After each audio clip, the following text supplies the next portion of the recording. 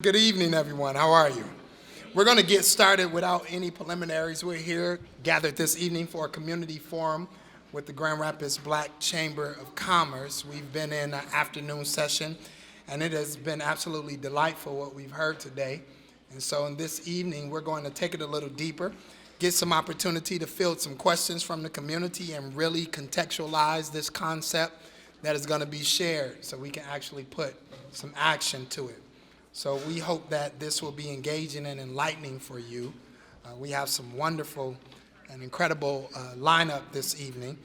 And so without a lot of preliminaries, just so we can honor your time this evening, we're going to get right to it. We're going to get right to it today. We'd like to welcome William Britt, GRPS principal and or a student today to come and just give us a welcome since we're here at Ottawa this evening. Anybody? Where? There he is. Absolutely. He's going to come. Thank you so much. Good evening. Thanks for having your event here at the Ottawa Hills High School. I am Rodney Lewis, the building principal. I would like to welcome everyone in attendance today. A lot of familiar faces out there. Some are graduates of Ottawa Hills High School. Some individuals I know from friendships through high school and whatnot, and some business associations. So it's a pleasure to have you here with us this evening. There's a phenomenal program for you with the speaker series that is set forth by the Grand Rapids Black Chamber of Commerce. I would like to recognize our superintendent that is with us today, Superintendent Neal, and several of her cabinet staff members as well, and Mr. Johnson, Mr. Knoll, and Dr. Gunno. So with that, on behalf of Grand Rapids Public Schools and Ottawa Hills High School, I hope you guys have a wonderful evening tonight. Thank you. Thank you so much. Thank you so much.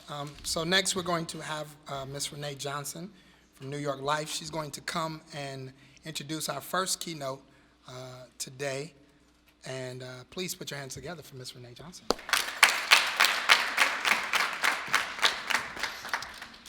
I have the distinct pleasure in introducing our speaker today. Her name is Dr. Margarita Anderson, affectionately known as Maggie Anderson. She is a person, a great person. I feel 2 years ago I met her at New York Black Conference in DC, and she talked to us about a year that she bought black for an entire year. Amazing story. Whatever things that she couldn't get from a black business, she went without, so she sacrificed in her community. She comes here from the Chicago area. She's a first-generation Cuban American. She has a BA in political science from the Emory University.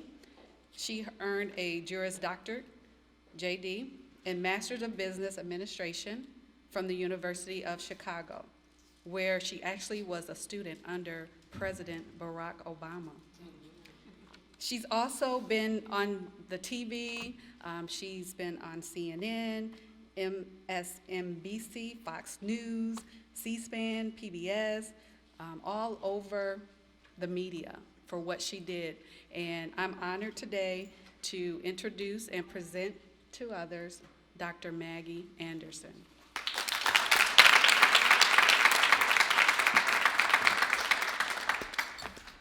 Yep, she's real. That crazy lady is real.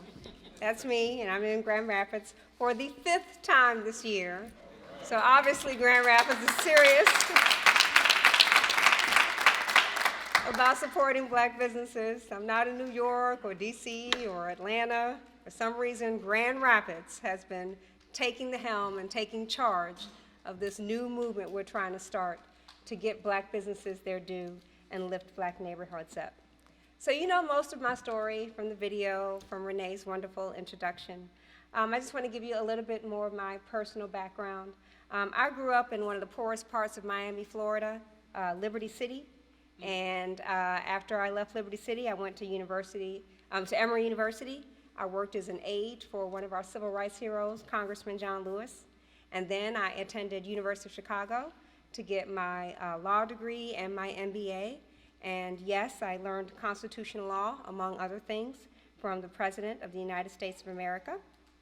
We fell in love while we were both in graduate school. Now that's John and I, not the President and I. And after that, we bought our home in a pricey suburb, had 2 beautiful babies, and were living out our picture-perfect, comfortable Cosby life. And decided after that, that life wasn't the real goal of all of those educational and professional accomplishments, that life was still meaningless unless we were doing something for our community. So we decided to take on the empowerment experiment, our public pledge to completely live off Black businesses, Black professionals, and buy only Black-made products. Let me give you some highlights. We spent or otherwise invested a little over $94,000 that we wouldn't have otherwise that year. We are disappointed by the number of markets and entire industries where we suffer from a complete lack of representation. We went without. We were absolutely, totally deprived of the quality of life which we had grown accustomed to. I made my daughters eat gas station food like bologna and overpriced cereal and chili cheese Fritos. I didn't need much of an excuse to eat chili cheese Fritos, but still we were forced to eat chili cheese Fritos during that year for dinner because the one African American owned grocery store we had closed 5 months before our year ended.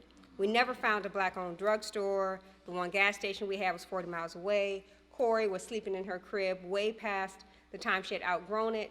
Kara was going to school with shoes too tight, belly poking out of her shirts. Going into that year, I assumed that since there were so many furniture stores and grocery stores and drug stores and dollar stores and gas stations and clothing stores in the Black neighborhood, that maybe some of them will be owned by the Black people who live there. That was not the case. And that was tough. That was really tough, but it wasn't just tough because of what we endured.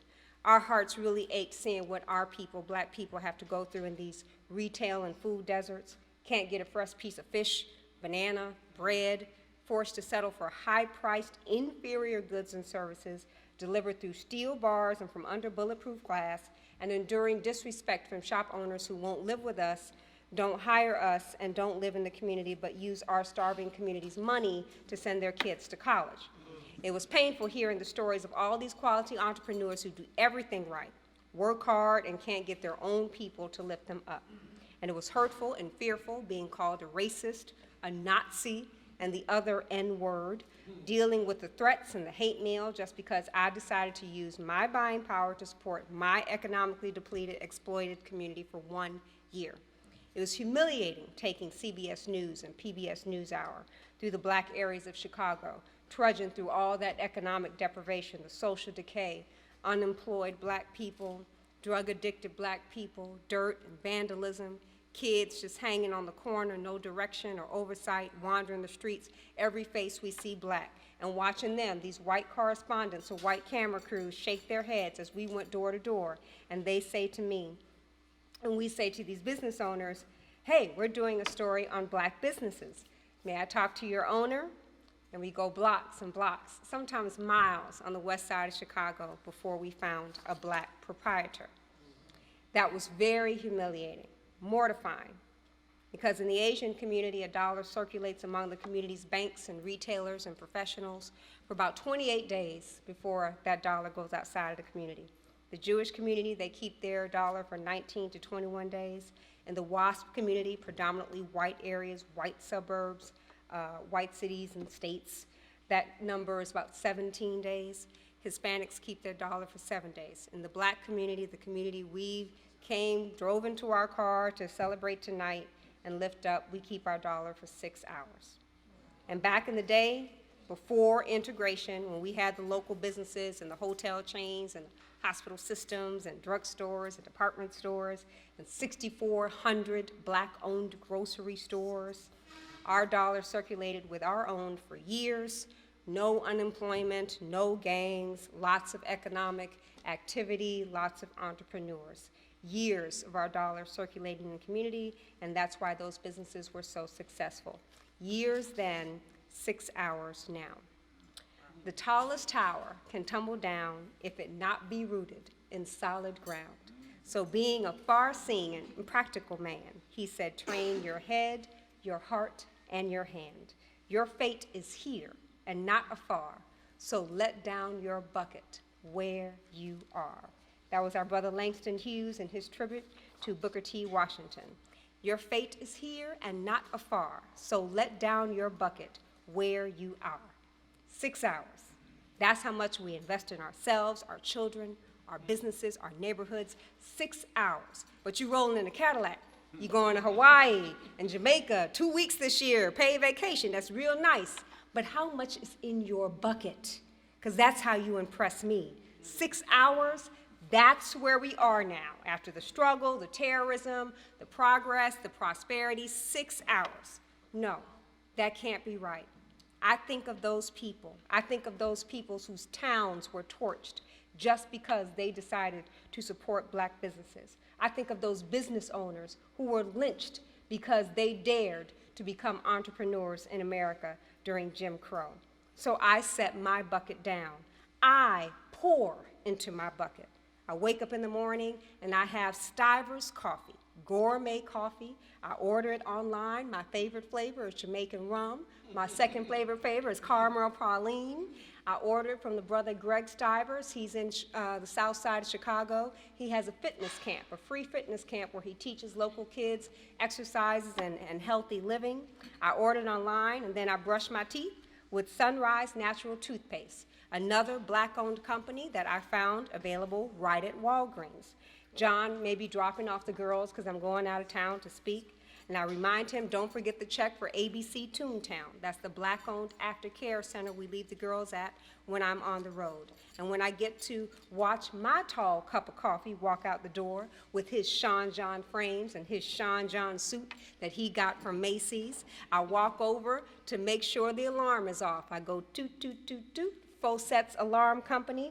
Brother Fawcett is a deacon at his church on the south side. His alarm company does the same thing that ADT does. They come over, install a keypad, some motion detectors. You pay for a monitoring and a call service. That's it. Same thing, $40 a month. It goes to Fawcett's Alarm Company in the bucket.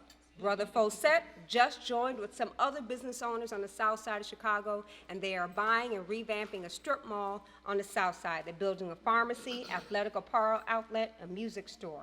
My bucket is halfway full. My pajamas and rollers are still on. This is how I live my life. I'm not some depressed, overworked activist because I have to look for black businesses. Once I set my bucket down, it's not as hard as you think. I don't spend all of my money in the community. I can't, but I spend a lot, and I spend what I can. And here's the ticker. I'm still fly.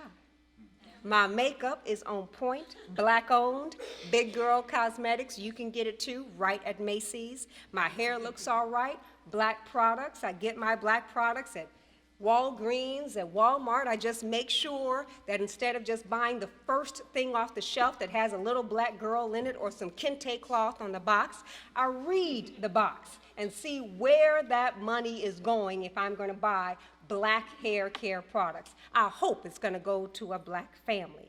My hair still looks good. I make sure I buy Luster's or Talia Wajid, the biggest black-owned natural hair care products company now, and she's available at Walmart. My money is still safe, FDIC insured, in a black bank. Some of it's not in a black bank, but a lot of it is in my black bank because I remember that those black banks are the ones that bailed out our freedom fighters. Those are the black banks that started our social service organizations. Those are the black banks that funded those HBCUs and gave the loans to those great black businesses that we've lost since then.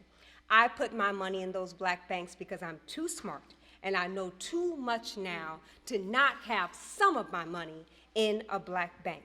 The hard part of my work is getting other smart and fly, successful black women to make sure that some of their money is in a black bank and to make sure that some of their money goes back into the community on a regular basis by spending money with major corporations that do business with us not just any corporation that shows you a nice commercial. That's the hard part, getting our major leaders and celebrities to discuss this issue, to openly proclaim that supporting Black businesses is right and necessary to our community's survival. That's the hard part. But it's not hard today, amen, because I'm in Grand Rapids with my Grand Rapids Black Chamber. I'm in Grand Rapids with my $50 billion empowerment plan, Black insurance agents from New York Life. I'm in Grand Rapids with my entrepreneurs and my corporate soldiers like Rod White, who you will hear from later, and Eugene Mitchell, who you'll hear from later. These are the folks who let me know that it's not gonna be too hard moving forward. And we have something to look forward to. As you know, Kellogg, the business school at Northwestern University, conducted a landmark study based on my family's year. In that study, Kellogg proved that out of our close to $1 trillion in buying power, maybe 3% of that goes back to our businesses. That's bad, that's pathetic. But they also showed that if Black families with household incomes of $75,000 or more, so our middle class folks, upper class folks, if we're to shift our spending from that 3% to 10% to Black professionals and Black firms or Black agents, Black franchises, from 3% to 10%, just a small shift, I can get you there overnight. We could create 1 million jobs in the Black community. 1 million jobs. Money we already spend, businesses we already have, no government program, no corporate munificence. All we need is Black people supporting Black businesses and taking a little time and a little effort to find them. Our experiments show that you go from that 3% to 10% with local businesses, like the business that provided our food tonight, my beautiful new friend, Doretha. Please tell me you're still here so you can stand up. I'm gonna make you stand later on tonight, so go on ahead and stand now for the first time. Let's clap for Doretha.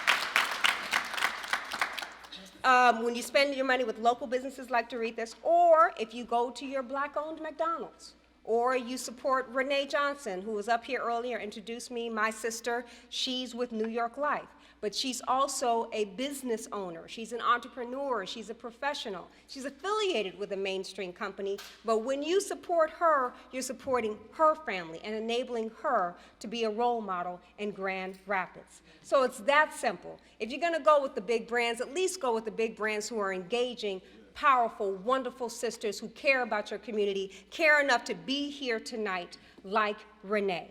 This is what we have to do. Very simple, 3% to 10%. Doretha, Renee, all these chamber members that you claim you don't know exist, the ones you're laughing with and clapping with tonight, but you tell me you can't find. 3% to 10%, and we get 1 million jobs. It's that simple. I live it. Langston wrote about it, and Kellogg proved it. We create 1 million jobs if we start supporting each other. 1 million American jobs. These are still American jobs, because my mission is not Black America versus white America or anyone else. What I say and what I always say is, all I'm trying to say is that Black America is America too. We're America too. And America has not lived up to its ideal until Black businesses are represented in those corporate supply chains, till there's more Black vendors on those shelves, until there's more Black franchises with all those big brands that we support every day, until there's more Black inputs in those products that Black people buy every day. Until America realizes that ideal, and until Black America pushes that ideal, we have to, in our chambers, with our professionals, keep saying, we're America too. We can't give up on that America. They've given up on that America, but we cannot give up on that America. We have to remember those slain entrepreneurs. We have to remember those people who were lynched just because they dared to start a business. We have to remember those who marched using their economic power in the Montgomery boycott to solve their social problems. That wasn't just about integration. That was about them flexing their economic might to demonstrate that they are America too. They said, we're America too. And every time they did, every time we stepped up, we made our country better. So why can't we do that for our businesses? Let me let you have it like this. Think about it like this. This is one of the things that Barack taught me when he was my constitutional law professor. This is what the professor taught me then. Every major tenet of our democracy, think of it this way: our legal system, our Constitution, the right to a fair trial, the right to vote, the right to free speech, labor rights, come from the African American struggle. All those things that make this country great come from you standing up and making this country better. We did so much. We created so much. We contributed so much to this wonderful country, but now we're at the bottom. We gave it all away. You know what that's like? You know what that's like? That's like if you courting somebody for weeks. You like her, you letting her know you feeling her. You know what I'm talking about. You love her, you being a friend, you taking her out, you sending her flowers, you sending nice little notes, you being a real old school and courting her. And you finally get to take her to the big dance. And then when you get there, and it's everything you dreamed of, she's beautiful, you feeling her, you go get her something to drink, and then she go dance with somebody else and leaves you hanging. You know what? That actually reminds me of this sweet little boy named Chad. I kind of did the same thing to him, and he was a wonderful little boy, but I need to find him and apologize. Okay, but back to the issue at hand. My point is, don't get so far. Don't invest so much. Don't get so far in demonstrating our greatness and let it all go now. We have to show the world that we're America too.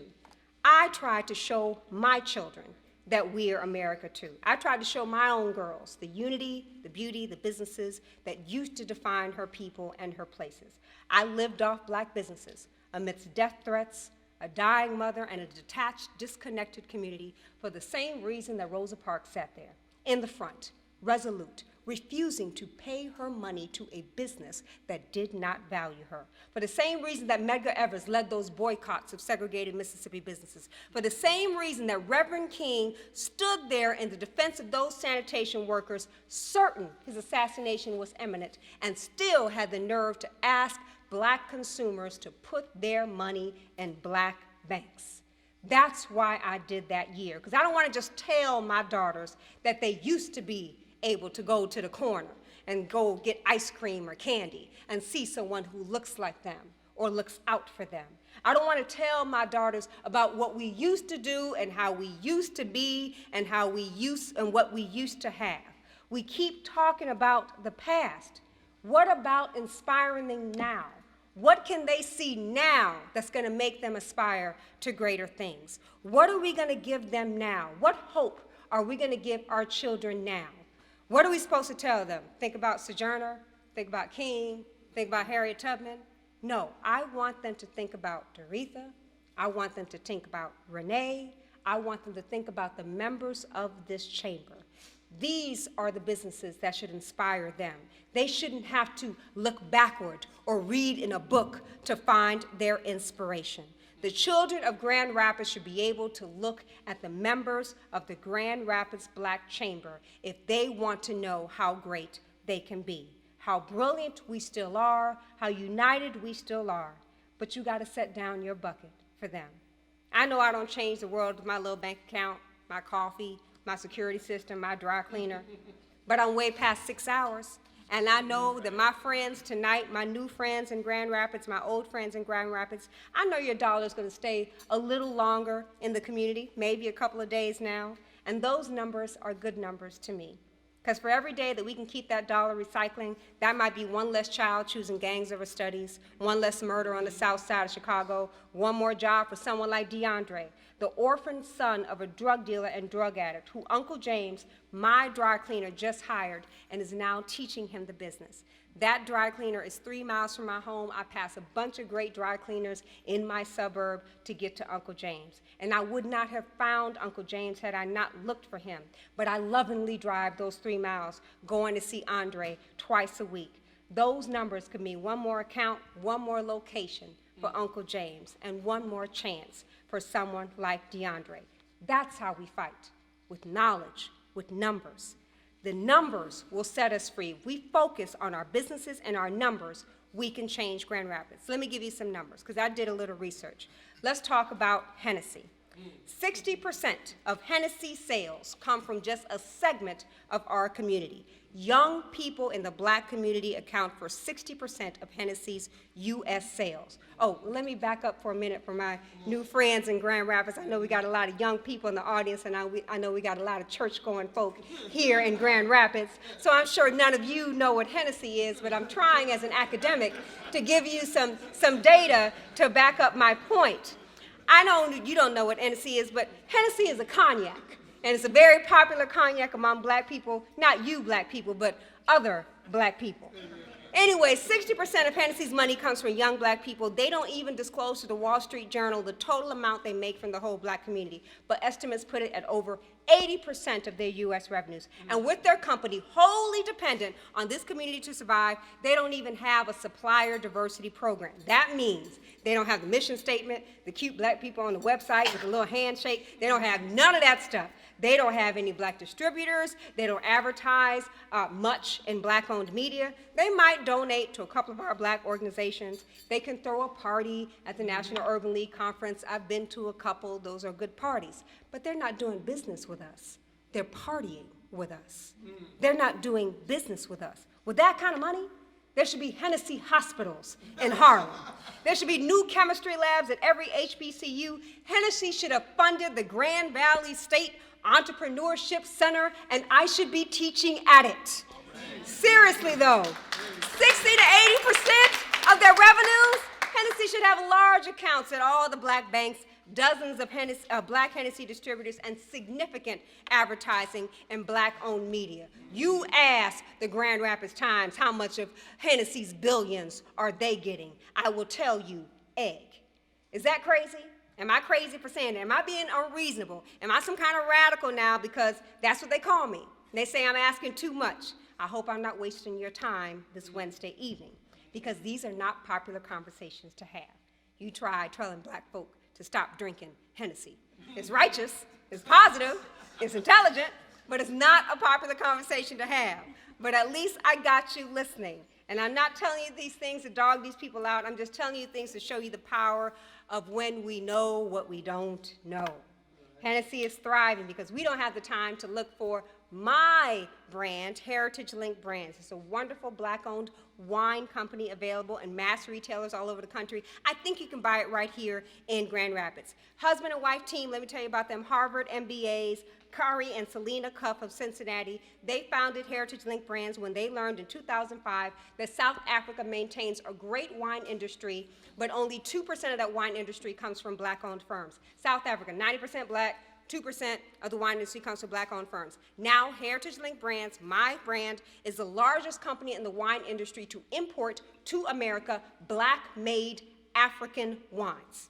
Seven Sisters is one of those heritage brands. Because of apartheid, these Seven Sisters, the Brutus sisters, were forced to leave the tranquility of their beautiful South Africa home at a very early age. 20 years later, those sisters returned after apartheid and started fulfilling their dream to create fantastic wines. Wonderful wines, but these wines would have failed without Heritage Link Brands. My favorite Seven Sisters wine is Bucatrabe.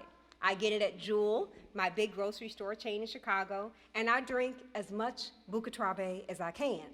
I drink a lot of Bucatrabe. I drink it all the time. But you know, I do that to help Selena and Kari Cuff and those beautiful Seven Sisters reverse the rules of apartheid. I'm just getting my empowerment on one sip at a time. But if we all get behind Selena and Kari and Heritage Link Brands, we're gonna buy wine anyway. Why not buy their wine? Imagine what we can do for that black family business. Imagine what we can do for Africa. Let me give you another quick story. Disney. Remember Princess Tiana, 2009? That was the year I did my experiment. So I got two little girls, and Disney decided the one year that I decide I'm only gonna support black businesses to launch the first black princess. And let me tell you something, I could not buy any of those Princess Tiana products, even though my children cried for them. And not because Disney was Disney, but because out of all those hundreds of millions of dollars they made from the black community and black culture, none of it benefited black business. We couldn't put a tip on the shoelace thing for the shoes. We couldn't put the cover on the DVDs. We couldn't make some of the nightgowns. We couldn't do anything from all that Tiana fanfare. Finally, 3 years after Tiana, they did strike a deal with Carol's Daughter. I hope some of you know Carol's Daughter, a great brand out of New York. They could have done that with Pantene, with Suave, with L'Oreal, any of those companies, but they chose Carol's Daughter. And they chose Carol's Daughter because some black consumers are showing some loyalty to Carol's Daughter. That was a big deal for them. Disney saw Carol's Daughter because we made them see them.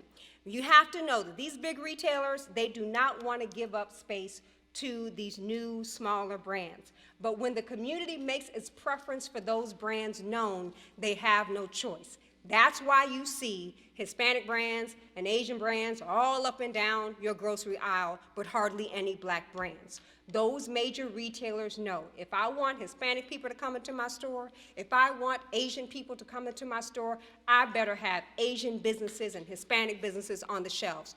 We have not made our preference plain, and that's why you do not see black businesses on the shelves. So this was a big deal for Carol's Daughter. Now, Carol's Daughter, great story, Disney, let's hope that other businesses would engage her too. Carol's Daughter no longer has that deal. Why? Why? Why does it always have to have that good times ending? Where we get so far and we get so happy, and by the end of the episode, everything crumbles. That's what happened to Carol's Daughter because she did not have the numbers to justify them having that contract with her anymore. I bought it. Did you? So the NAACP can make sure that Princess Tiana doesn't have images that are too offensive, and that's nice. But who's going to speak up for the businesses when these opportunities arise? Who's going to make sure that these valuable contracts do not get lost? I have to get you to start thinking about these questions, because these are the questions that create jobs. Who's going to ask these questions? Who's going to look out for us to make sure that we don't get exploited, like our Jewish friends do for each other? Who is looking out for our consumers, our wealth, our neighborhoods, our family, our future? Your chamber. And you're not getting behind your chamber. The chamber is the only group that has the wherewithal, the connections to make sure that opportunities like this don't pass us by. The chamber is the reason, the company that we need to get behind, but we're not. This is where we come in. We have to come in and support our chamber. I have to come in with the millions who are touched by our stand, the millions who I rally and educate and inspire with this data and this information, the millions who I hope are going to get behind Maggie's list. This is where I come in. That's where Renard comes in, president of the Grand Rapids Black Chamber, my heart and soul in Grand Rapids. That's where we come in. That's where Renee comes in, as she represents the 1,100 black insurance agents from New York Life that you did not know existed. 1,100 black businesses from this one company that you did not know existed. There should be no question about who you support if you want to get life insurance. You need to get behind these black agents at New York Life. It's an army of black businesses dedicated to black families. These are the groups that are coming together to look out for us when these valuable opportunities arise. That's where we come in. We sharp, we proud, we smart, we strong. You remember those brothers? Think about it like this. Okay, I'm gonna give you another example. Y'all saw Malcolm X. I know it's been, I don't wanna age myself, but most of y'all saw Malcolm X, Spike Lee. Remember that scene when those brothers stood outside the hospital when the little boy was beat up or shot by the racist cops in the Malcolm X movie? Remember that? Y'all remember that? Remember Malcolm X stood outside that hospital and he was asking about the boy. He wanted to make sure that that little boy was not gonna die and that he was being looked after. Remember Denzel? Remember when he said, if that boy dies, there's going to be trouble. Then the black doctor came out and assured him that the boy would live. He got his answer though, not because he stood there by himself. Just like Renard can't stand here by himself. Just like Renee can't stand there by herself. Just like Doretha can't be out here cooking for herself. He got that answer because all those brothers were standing there behind him. And that's when Denzel did this. Y'all remember? Remember he did that? That's what he did. That's how we need to be. Just like that. And point to our businesses. That's the opportunity. That's me. That's Renard. That's Eugene, who you're going to hear from next. That's Renee. Those are my 1,100 black agents. That's us, and that's our new black wealth movement. We're disciplined, we're smart, we're committed, we're sharp, and we're lined up, ready to support each other. The businesses, the hundreds and thousands of businesses that we're going to support together, the family legacies that we're going to build. And I just want to ask you, Grand Rapids, do you like that idea? Do you like that vision? Is it worth a try? I just want you to think about the reasons we need to do it instead of coming up with all the excuses why we can't. You got to try. You got to start. You might not see the world change, but you'll start to feel good as you do it. Every week, I look at the receipts I put in my little envelope. I still save my receipts from all the black businesses I support. It could be $5 from the black-owned Burger King. It could be $40 from my black gas stations. It could be a receipt from Karen Corey's dance studio that we drive out of our way for them to get their ballet lessons, or Kara's basketball practice, maybe a deposit slip from our black-owned bank. But when we do that, just for a minute, the anger and the sadness, they just kind of fade away. We feel it. We feel how we are a part of the movement. We're not changing everything, but at least we know we're part of the solution. It felt good knowing that the food we ate tonight was cooked by this sister, Doretha. It tastes better. The flavor come out a little more because you know that Amazing Grace, a local black-owned business, prepared it for you. You feel it when you stay in a black-owned hotel. You sleep better. The soap smell a little better. The coffee tastes better. These are the intangibles and the pride that you feel when you are meeting with Renee, your black New York Life agent, or when you get that feeling that I get when I go to my black-owned Ace Hardware store and the owner, when he sees me pulling up, he comes outside to greet me. Son, cousin, grandma, they all work there. That's the feeling that I get from supporting my businesses every day. And when we do that as a movement, we'll start to talk differently, see ourselves and be perceived differently. Our kids will see and do better. We'll change Baltimore, Grand Rapids, Cleveland, Chicago, Newark. We'll change this country. You can go to a black church. You can be a member of this black chamber. You can be a part of 100 Black Men or National Black MBA. You can vote black, get elected black. But the blackest thing you can do, if you really care about the fate of the black community, is be black with your money and be black with your influence. I'm almost done, and I know you think I'm being tough on you and I'm yelling at you, but imagine the anguish I felt when I had to tell my little girls no, 2 and 3, my spoiled baby girls, and I told them no when they asked for the basics like shoes and toys and fresh meats and produce, as we tried to defend a concept they were too young to understand. And not because we couldn't afford something or because they didn't deserve it. I put them through it, though, because I love them. And that's how much I love you. That's the only reason I'm here, because I love you. And that's why I'm asking you to make these sacrifices and take on these challenges and see things differently. I love you, so I want you to feel some pain too. I want you to sacrifice too. I want you to join our little movement. I want you to see my black New York life insurance agents. I want you to be a part of Maggie's list. I want you to do all of this because I love you. And I'm going to ask you, do you love me back? Really? Do you really love me back? Are you proud of me? Then don't thank me, show me. Like I showed you and like I show the community every day. Like I'm gonna show you Maggie's list, like I'm bringing my friends here to show you. This is what we do. We have to show and not talk and stop hugging and crying and thanking. We have to show. I get so much praise because of what I've been able to do with that year and preaching about and spreading all these truths. How courageous I am, how given I am, how committed I am, blah, blah. But the real praise belongs to all of you who are joining this movement. The real praise belongs to the gentleman who's going to come up next, and his name is Eugene. Yes, Eugene, I'm honoring you like I always do. I always put you on blast every time you come in from New York, very busy father, very busy corporate executive, coming in to spend time with us in Grand Rapids. I don't know where I'd be without you. It's your courage that wakes me up every day. It's your commitment that persuades me not to give up. And it's because of you and your brilliant, bold, talented, and driven change agents that I give all my life to this. I put it before my family and my career. So I'm going to ask you, because you love me, and if you love me, you're going to love Eugene, I'm going to ask you to tell Eugene not to give up. Say, don't give up, Eugene. Stay committed, Eugene.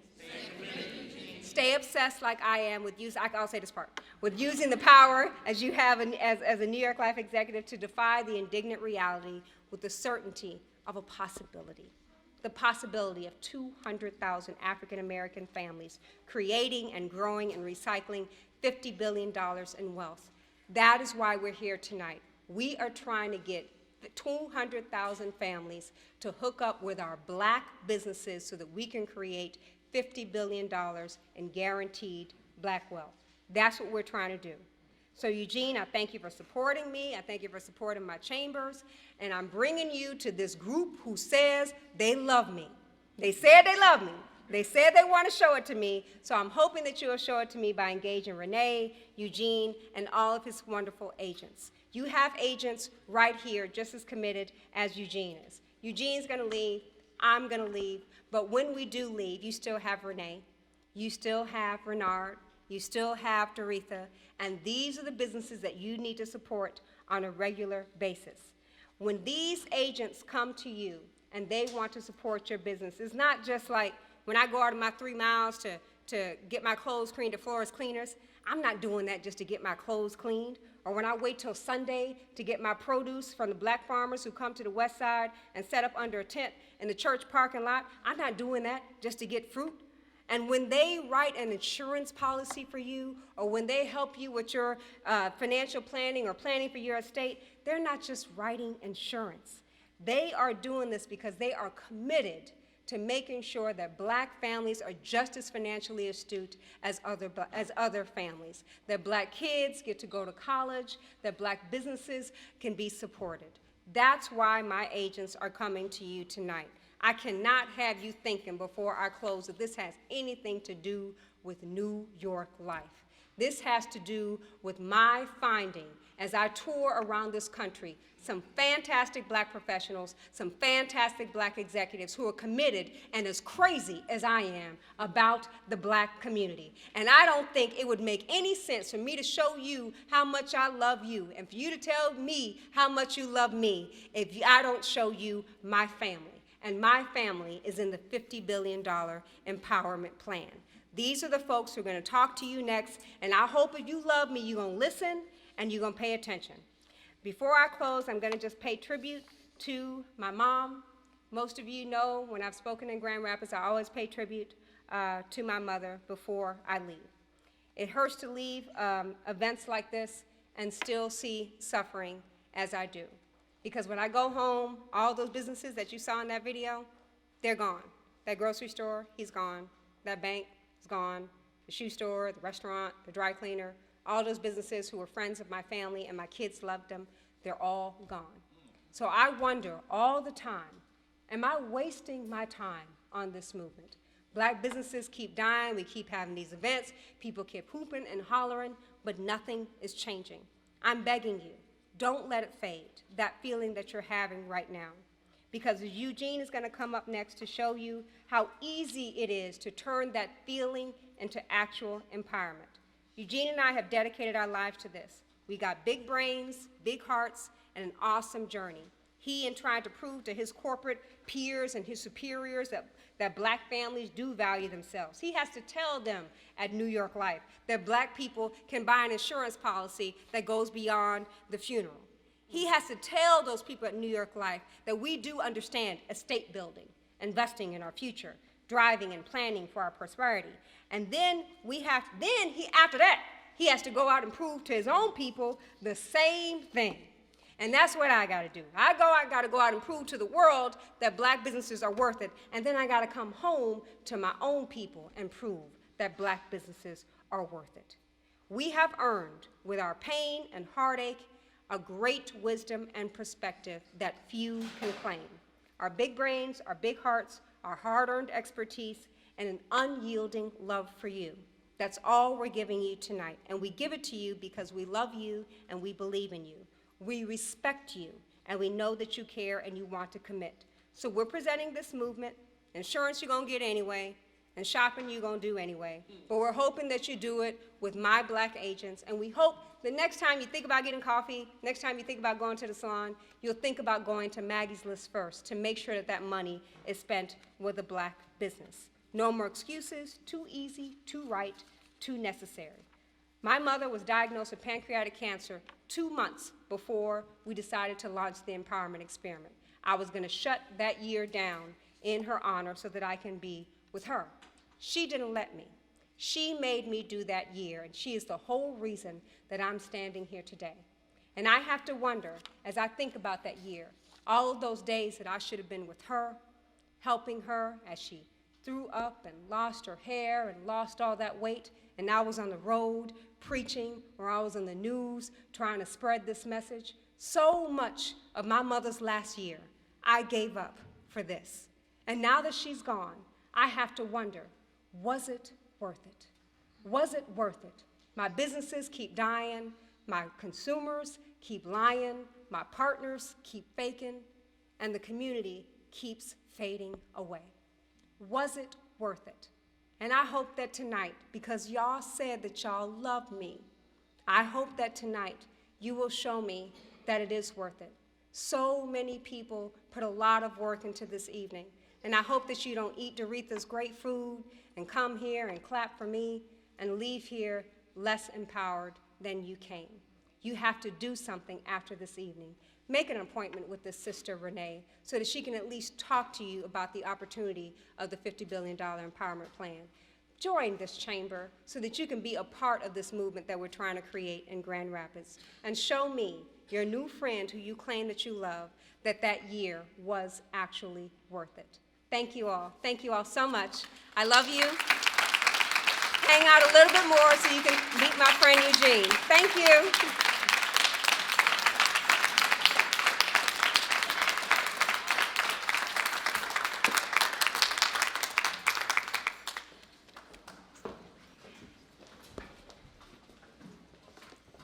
Thank you again, Maggie. Amazing, amazing. Maggie mentioned my name several times, and I just want to say, I don't stand here alone. I have one of my co-agents with me. Would you please stand, Victoria? Victoria Stevenson. I started with New York Life 2 years ago. I'm in my 3rd year, and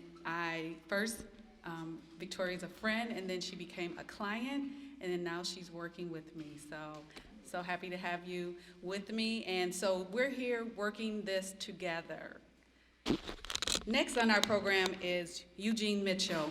I'd like to first say thank you, Eugene, for coming to my city for the very first time. This is his first visit to Grand Rapids. He's coming all the way from New York. That's where our corporate office is housed. And he is our currently corporate vice president and manager of the African American market. I say currently because he's going places. He won't be there long. Under his leadership, there's about 1,100 agents, and he's responsible for the development, retention, and promotion thereof. And there's a program that he started back in 2011, the $50 billion Empowerment Plan. It's a 5-year plan, and we're in our 3rd year, correct? Okay, and that is where we're looking to put 50 billion transferable wealth into the African American community. And guess what? We are about $26 billion in. So we are looking to, $26 billion into this. So we're looking to wrap this up in next year, end of 2015. Okay. Eugene, he's authored and been featured in numerous industry publications, articles. He's also received the Business Mover and Shaker Award. He's also been named the Next Generation Business Leader, and he also earned his MBA in Finance and Management from New York University, Stern School of Business, and he holds a BA in Finance from Florida International University. Please help me give Eugene Mitchell a hearty New Grand Rapids welcome.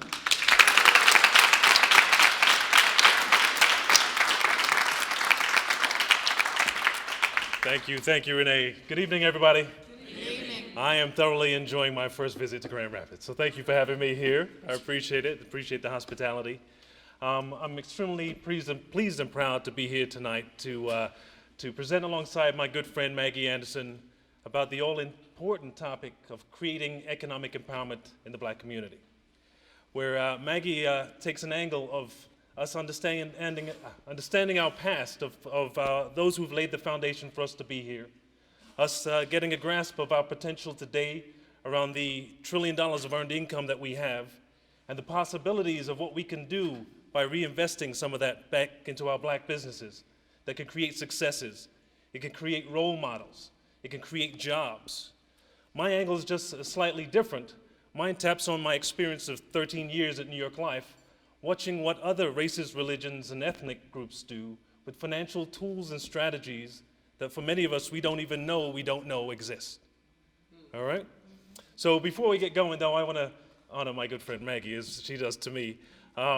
It's always an honor and so special to me.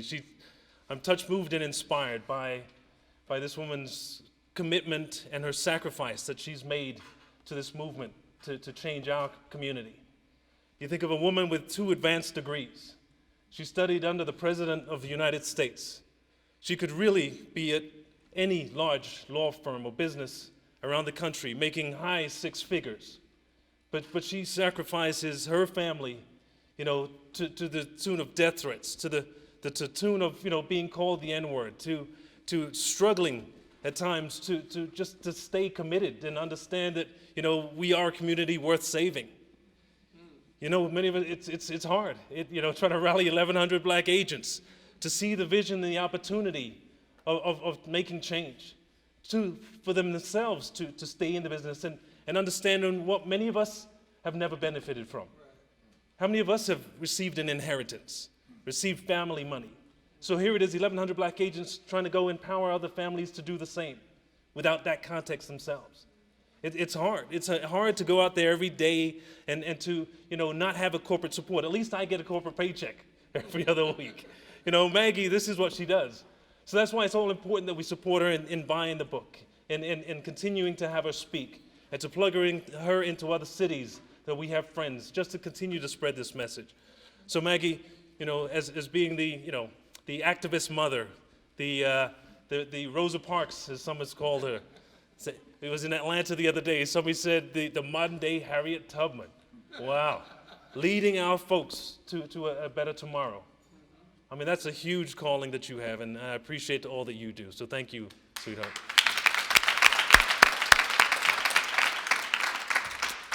I'm excited to share with you this $50 billion empowerment plan that I founded and created and have been implementing over the last 3.5 years. This is about empowering our families, our businesses, our organizations, and our institutions to create wealth for ourselves. It's about creating legacies for our children and endowments for all those struggling, wonderful organizations and institutions, the churches that we know have done so much for us, but are in many cases stuck in old models. The Black colleges that, are waiting for state money to help them, but state money's dried up. The organizations, I'm a member of the 100 Black Men. I mean, all those are out there that are trying to do well, trying to give back and empower the youth that aren't sure where to raise funds from. This is about sort of changing the financial future of Black America. This is about redirecting that $1 trillion that we already have in such a way that we become wealth builders instead of wealth spenders. See, for many of us, we're known as the world's greatest consumer. What do we do with that $1 trillion? We spend $1.5 trillion because we're borrowing on top of it to give it away. So what I've been able to see in sort of a little bit of my background and why it's important for me, I come from a 2-parent household, hardworking family, government workers, city workers, union members. They told me to do the same. I was a corrections officer or a prison guard down in Miami for 4 years while I went to school full-time, as I worked full-time. As hardworking as they are, and my father is retired 2 years ago, and as well-intentioned as they are, what I've been able to see in my corporate position in the way of creating millions for ourselves is something that they've never been taught. right? And you realize there's so much that we've not been taught. And I'll take it back similar to Maggie there. You know, the 400 years that we've been here, the first 250 years we worked for free. We didn't have any economic empowerment, right? In fact, we were the only folks that I know that were purposely intended to be eradicated educationally, right? As a family, educationally, I said financially, and as a family unit. And so we took our history, our family, our money, and our mindset, right? Just to work. And then when that ended 100 years later, they said, okay, you're free to go do as you wish, but we've never taught you how to rebuild back. But as resilient as we are as a community, we created our own banks. We created our own insurance companies, our own funeral homes, our own shops and doctors and colleges, and we built back the best we could, right? 100 years, despite all the struggles and challenges that Maggie alluded to, the lynchings of the business owners. As soon as we got ahead, how much we were knocked back. And then over the last 50 years, where civil rights came and we were told we have free reign to come and go anywhere we want, again, we weren't shown where to go and what to do. So in my mind, in many ways, we were the new kid on the block.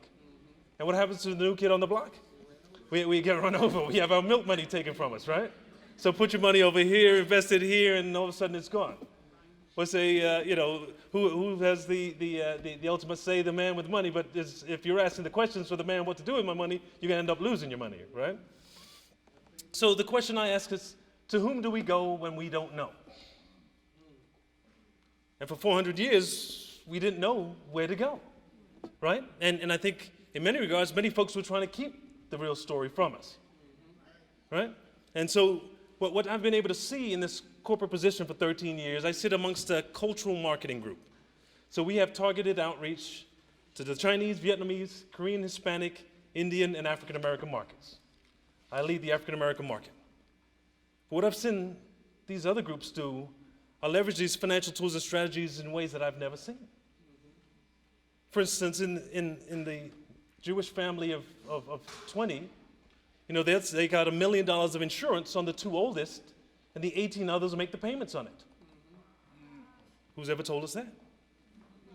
All right? And it's not about profiting off the death of grandma, but holding her up as the matriarch who's going to pay for everybody's college education. She's going to give them the down payment for the homes. She's going to let them start their own businesses. When you've got money in the bank, you can start your business, right? Who's showing us how to do that, right? And in fact, this is the first time we're hearing it. The struggle is, and the brainwashing that we've had is that we're conditioned not to even accept this. So me and my sister went to my parents and said, you know what, we want to take out an insurance policy on you all. And you can imagine how well that went over, right? So what is about 7 years later, right, I said, I'm coming back to you about this conversation about what I'm seeing other folks do. And they said, well, tell us more. I said, well, it's not about me and my sister. We're doing well for ourselves. How about we use the proceeds of that life insurance policy to pay for your grandchildren's college education and your great-grandchildren's education? That's what you can be known for. That could be the legacy that you leave. And they said, we like that. Okay? But they said, but we're not going to pay for it. All right? So you can assure us, but we're not going to pay for it. You're the ones working, you pay. So we said, fine. So again, who knew? But I went to ask some folks at New York Life. They said, oh, yes, you could take out a $500,000 policy, right? You insure both of them together. So no money goes until both of them pass. But for the $500,000, it's going to cost you $300 a month. So I'll ask you, obviously me and my sister split the payment, $150 each.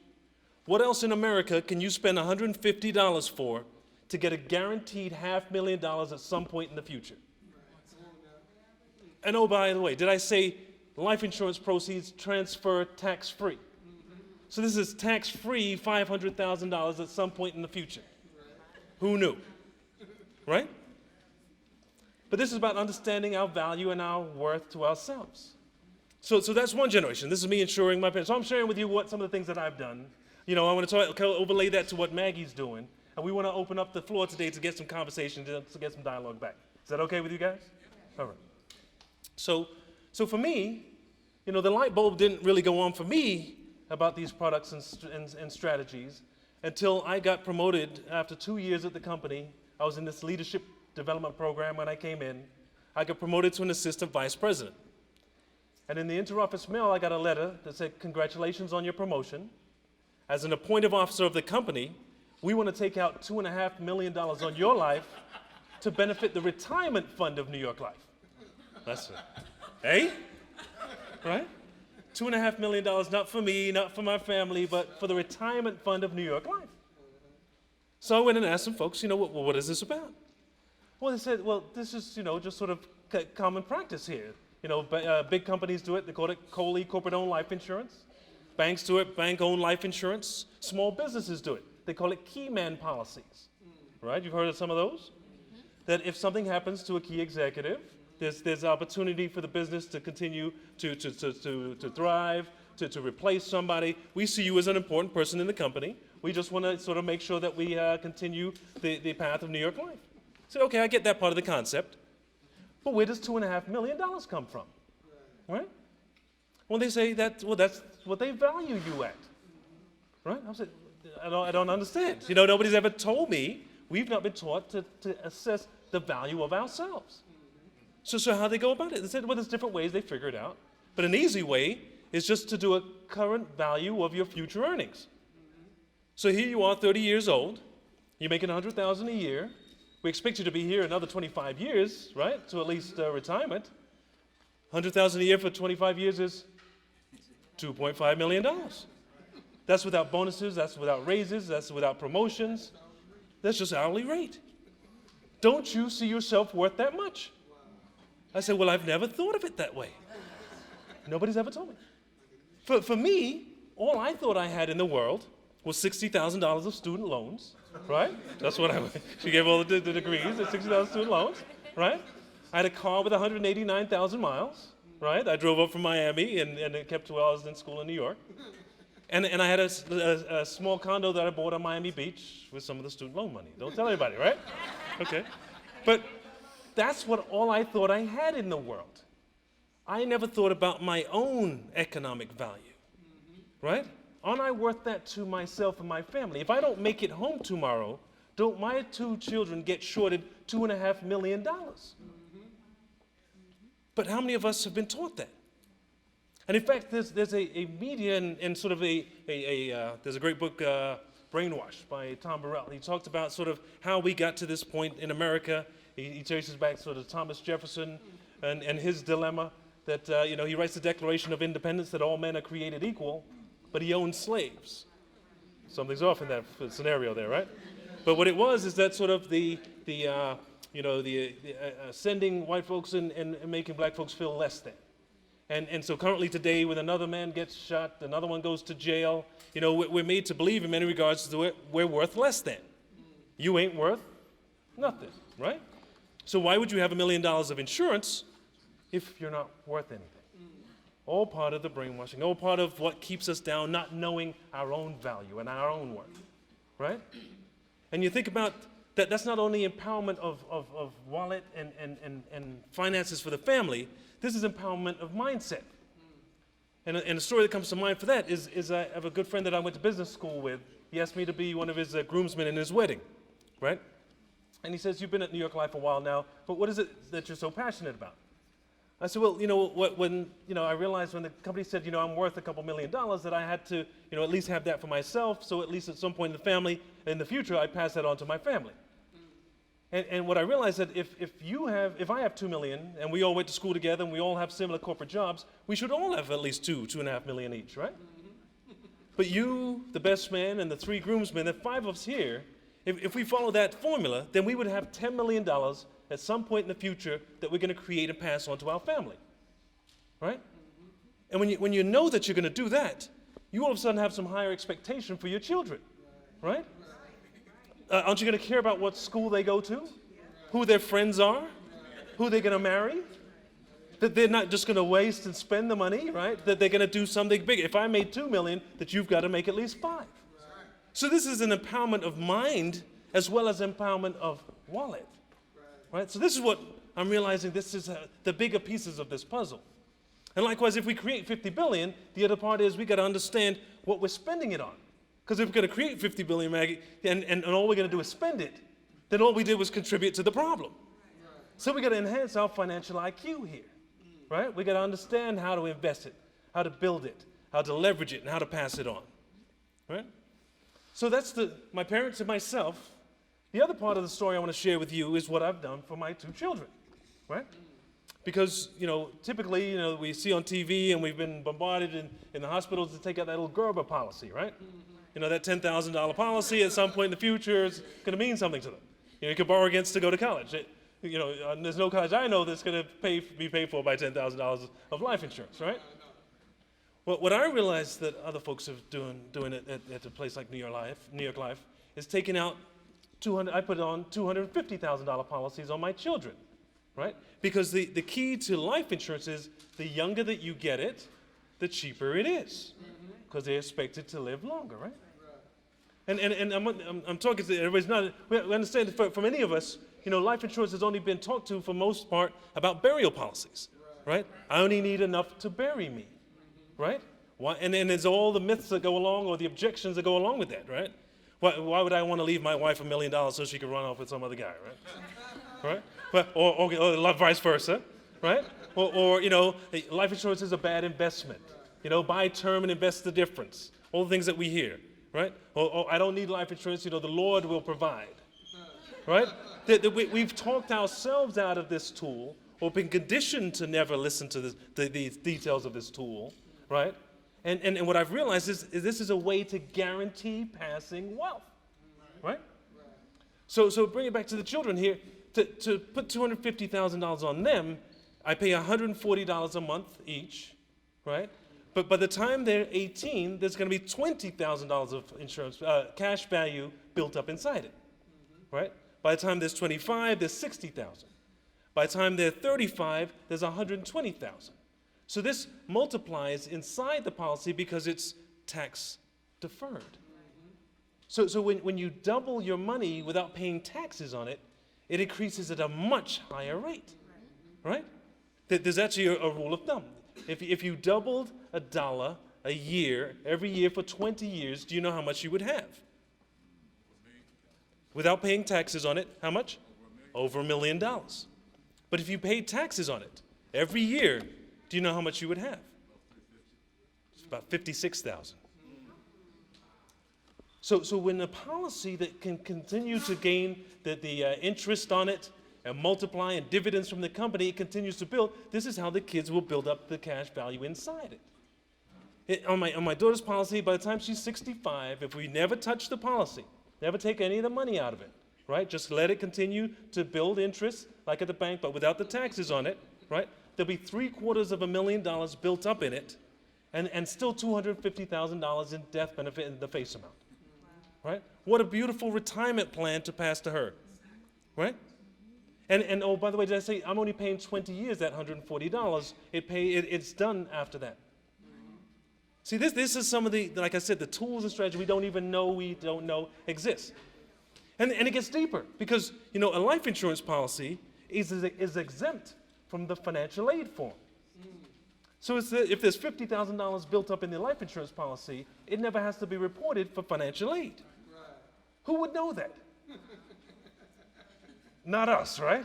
The folks who created these policies, the folks who created these laws, this is what we've been excluded from for so long, right? So this is about understanding the rules of the game. So we're 400 years behind trying to catch up. We've got $1 trillion of earned income to think about what we could do with this, right? So that's my family. So we're going to create $500,000 on my parents, $2.5 million on myself, and $250,000 at least each on my children. At some point in the future, this is guaranteed to be paid out, right? So this is about sort of understanding, the Mitchells will go on, and they will know me for helping start that. That's what we got to understand as our community. Legacy. That's one family. This $50 billion empowerment plan is about multiplying this across a community. Think about this, 200,000 African Americans with at least $250,000 of life insurance. Hopefully you realize that's not a lot now. If they told me I'm worth $2.5 million, if you're making $60,000 a year, going to work 20 years, what's that? $1.2 million. So you've got to at least have $1 million on yourself, right? If you loved your family and you want to create a legacy, I want us to talk about the tune of millions of dollars, right? But I'm just bringing it down to a simple number, 250,000.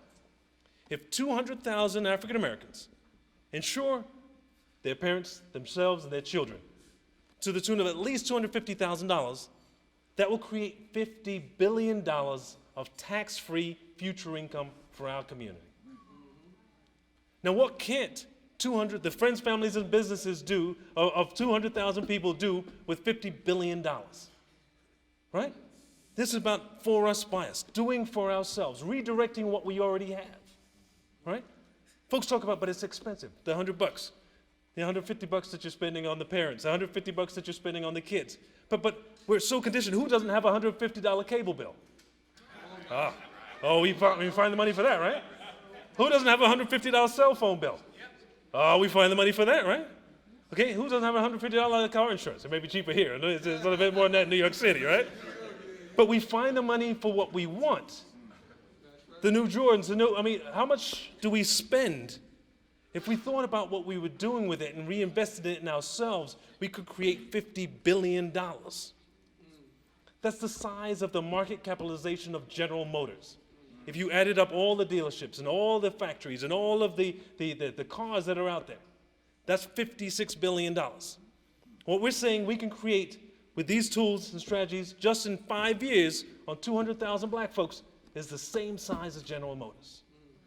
Do you understand the potential of this? Is this a message that you can get behind? Do you see yourself as wanting to be one of those 200,000 people to help create that? You guys with me here? Do you see how we can reinvest that back into the black businesses to create 1 million jobs? See, I believe that, when we look at our community and we see all these, what we call problems, right? But when we see these domestic violence problems, when we see these riots and shootings that are going on, right? When we see the teenage pregnancy and the out of, wedlock birth rate that we see, we're looking at those as some of the problems, but I wonder, are those symptoms of a deeper rooted problem, right? Is that we have not been shown how to build, how to create a better future for ourselves, how to be on another path, right? Because I'm wondering if there's an inheritance in line for the children, right? If there's a college fund set up for them, would they be out there looting and rioting on the streets? I'm thinking that we could change the dynamic of our own community by understanding how to create and build for ourselves, right? We can aspire to build those businesses back when there's foundation, when seed money, seed capital out there for us to do this, right? So this is the potential of what we're bringing today. This is that sort of marriage of the tools and strategies to build for ourselves, the reinvestment back into the businesses around us. This is all for us to do. This is what we already have. Just being smarter and wiser with a purpose, a passion, and sort of that positioning of our money to make a difference. All right, so I want to open up the floor because I'd love to hear how you guys are feeling about this. Roddy, you're there, you're around, you want to sort of get some conversation going about, are you hearing some things that you hadn't heard before between me and Maggie? Are you inspired to sit with somebody to see what you could do with your own family? Rod, do you want to take it from here? I'm here. I want to answer some more questions as they come up, but I want to get this interactive. I want to make use of the time while we're here.